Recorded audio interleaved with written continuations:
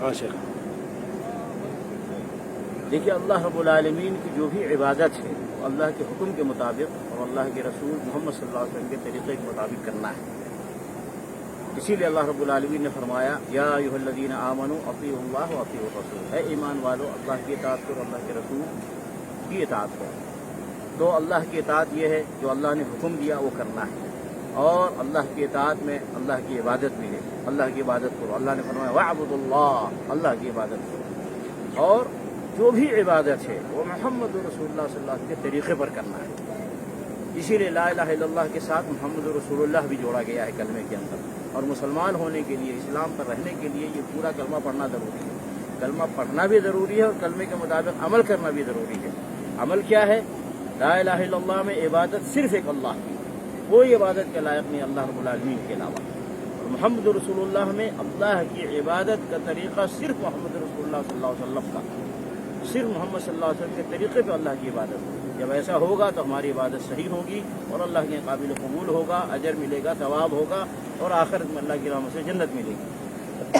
نماز بھی رسول اللہ صلی اللہ علیہ وسلم کے طریقے کے مطابق پڑھنی ہے. نبی صلی اللہ علیہ وسلم نے فرمایا صلوا کما رأیتمونی اصلی، نماز ویسے پڑھو جیسے مجھے تم نے نماز پڑھتے دیکھا ہے. حدیث کی کتابوں میں نبی صلی اللہ علیہ وسلم کی نماز کا طریقہ موجود ہے. نماز میں سینے پہ ہاتھ باندھنا یہ ذکر آیا ہے حدیثوں کے اندر، تو اس لیے سینے پہ ہاتھ باندھنا چاہیے. اسی طریقے سے نماز میں امام ہو یا مقتدی ہو، مرد ہو یا عورت ہو، سب کو سورہ فاتحہ پڑھنا ہے ہر نماز میں. کیوں؟ نبی صلی اللہ علیہ وسلم نے فرمایا لا صلاۃ لمن لم یقرأ بفاتحۃ الکتاب، کوئی نماز نہیں جس نماز میں سورہ فاتحہ نہ پڑھی جائے، چاہے فرض ہو، چاہے سنت ہو، چاہے رات کی ہو، چاہے دن کی ہو، چاہے زندگی ہو، چاہے جنازے کی ہو، کوئی بھی نماز ہو، چاہے امام کے پیچھے ہو یا خود امام ہو یا امام مقتدی ہو، سب کو پڑھنا ہے. تو سورہ فاتحہ پڑھنا چاہیے ہر نماز کے اندر. ایسے ہی آمین زور سے بولنا چاہیے. کیوں کہ نبی صلی اللہ علیہ وسلم کے زمانے میں جب نبی صلی اللہ علیہ وسلم الضالین کہتے تو صحابہ اتنی زور سے آمین کہتے کہ مسجد گونج جاتی تھی. اور اسی لیے حدیث میں آیا ہے کہ نبی صلی اللہ علیہ وسلم نے فرمایا یہودیوں کو ہمارے دو چیزوں سے بہت چڑ ہے. ایک جو ہم آپس میں ایک دوسرے کے سلام کرتے ہیں اس سے یہودیوں کو بہت چڑ ہوتا ہے، اور دوسرا جو ہم آمین بولتے ہیں زور سے، اس سے بھی یہودیوں کو چڑ ہوتا ہے.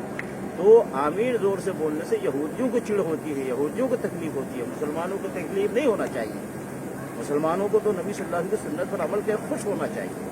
کیونکہ آمین ہم اس لیے کہتے ہیں کہ سورہ فاتحہ میں ہم دعا ہے تو دعا کے بعد ہم آمین کہتے ہیں. زور سے سورہ فاتحہ پڑھیں تو ہم زور سے آمین کہتے ہیں، آہستہ سورہ فاتحہ پڑھیں تو ہم آہستہ آمین کہتے ہیں.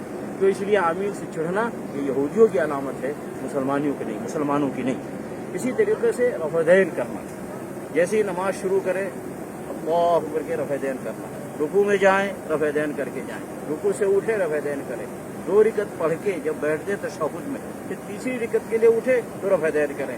یہ بخاری شریف میں بھی حدیث ہے اور حدیث کی دوسری کتابوں میں بھی یہ حدیثیں آئی ہیں.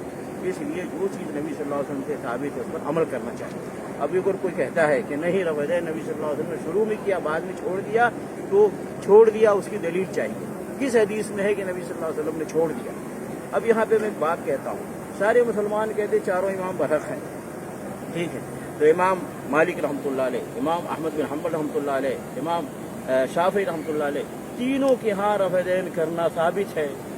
اگر رفع دین کرنا صحیح نہیں ہے تو تینوں امام غلط ہو گئے، اور اگر تینوں امام صحیح ہیں تو پھر رفع دین کرنا صحیح ہے. تو اس لیے اس طرح کی باتیں نہ کریں. جو رفع دین کرنا حدیثوں سے ثابت ہے، اس لیے مسلمانوں کو کرنا چاہیے. مسلمانوں کو مسلکوں میں نہیں بانٹنا چاہیے، بلکہ مسلمانوں کو نبی صلی اللہ علیہ وسلم کی سنت پر اکٹھا کرنا چاہیے اور نبی صلی اللہ علیہ وسلم کی سنت پر یکجا کرنا چاہیے اور اتفاق و اتحاد کا پیغام دینا چاہیے اللہ کی عبادت کے نام پر اور اللہ کے رسول صلی اللہ علیہ وسلم کے طریقے کے نام پر. اللہ تعالیٰ مسلمانوں کو اللہ کے حکم سے اللہ کی عبادت کی توفیق عطا فرمائے اور اللہ کے رسول محمد صلی اللہ علیہ وسلم کی سنت پر چلنے کی توفیق عطا فرمائے.